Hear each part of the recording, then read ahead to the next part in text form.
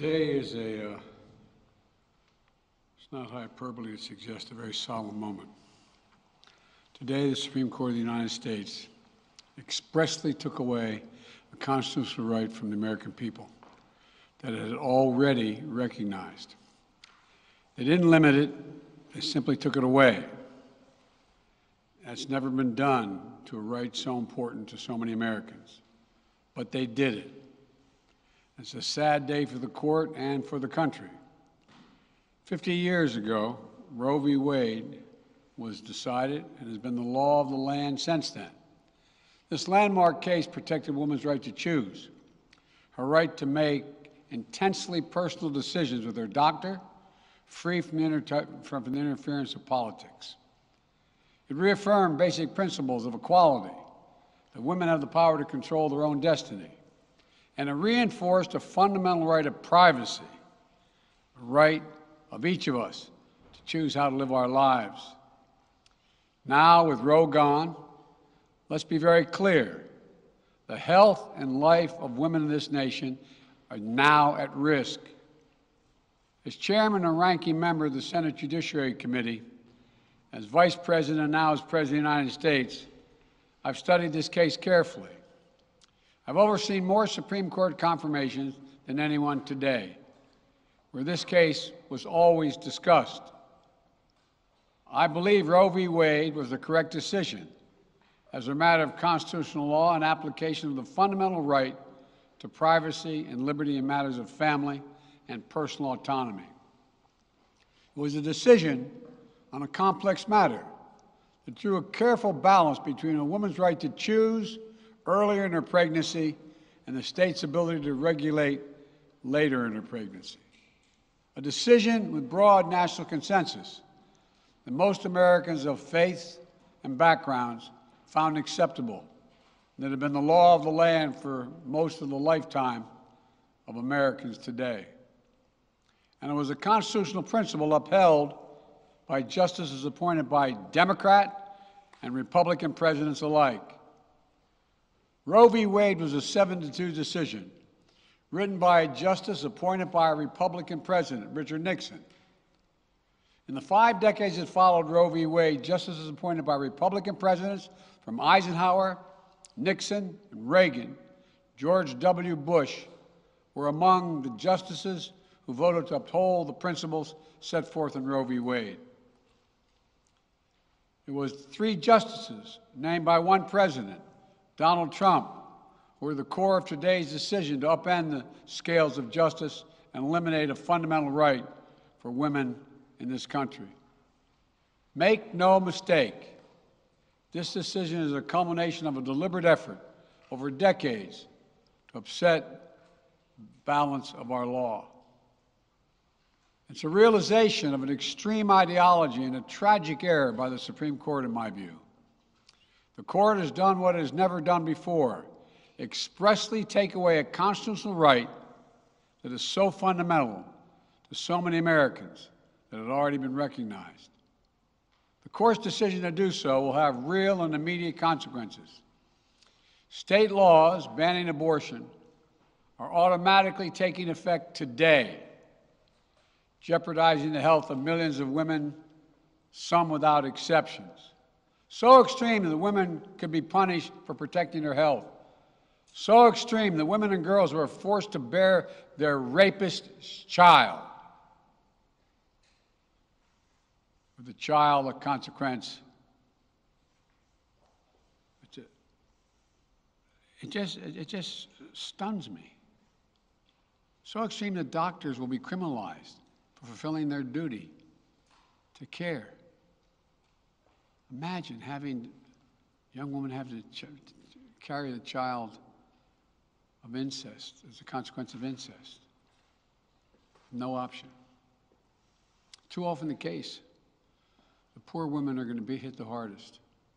It's cruel. In fact, the court laid out state laws criminalizing abortion that go back to the 1800s as rationale. The court literally taking America back 150 years. This is a sad day for the country, in my view. but it doesn't mean the fight's over. Let me be very clear and unambiguous. The only way we can secure a woman's right to choose, the balance that existed, is for Congress to restore the protections of Roe v. Wade as federal law.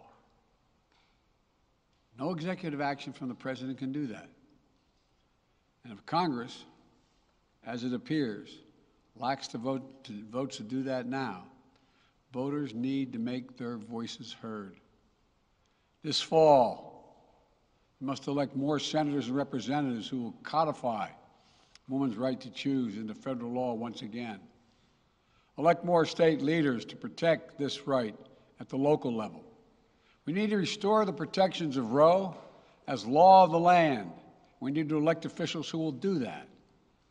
This fall, Roe is on the ballot. Personal freedoms are on the ballot. The right to privacy, liberty, equality, they're all on the ballot. Until then, I will do all of my power to protect a woman's right in states where they will face the consequences of today's decision. While the court's decision cast a dark shadow over a large swath of the land, many states in this country still recognize a woman's right to choose. So, if a woman lives in a state that restricts abortion, the Supreme Court's decision does not prevent her from traveling from her home state to the state that allows it. It does not prevent a doctor in that state from treating her. As the Attorney General has made clear, women must remain free to travel safely to another state to seek care they need. My administration will defend that bedrock right. If any state or local official, high or low, tries to interfere with a woman's exercising her basic right to travel, I will do everything in my power to fight that deeply un-American attack. My administration will also protect a woman's access to medications that are approved by the Food and Drug Administration, the FDA, like contraception, which is essential for preventative health care, mifepristone, which the FDA approved 20 years ago to safely end early pregnancies and is commonly used to treat miscarriages. Some states are saying that they'll try to ban or severely restrict access to these medications.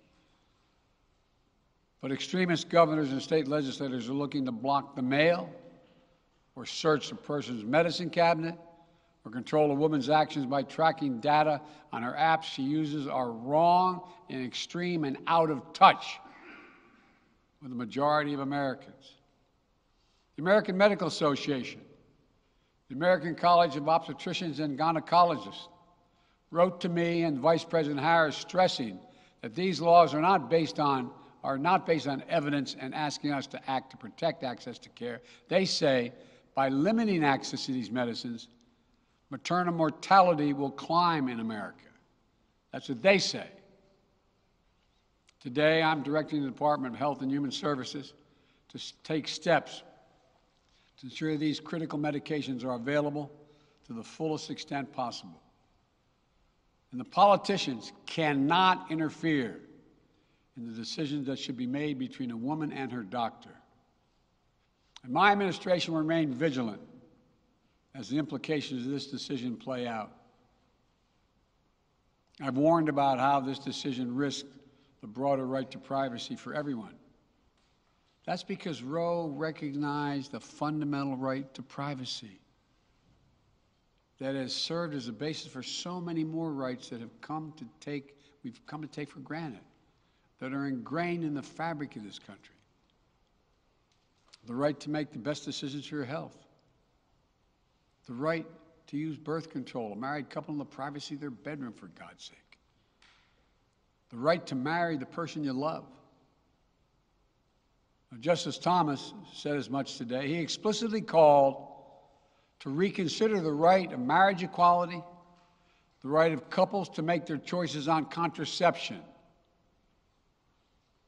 This extreme and dangerous path the court is now taking us on. Let me close with 2 points.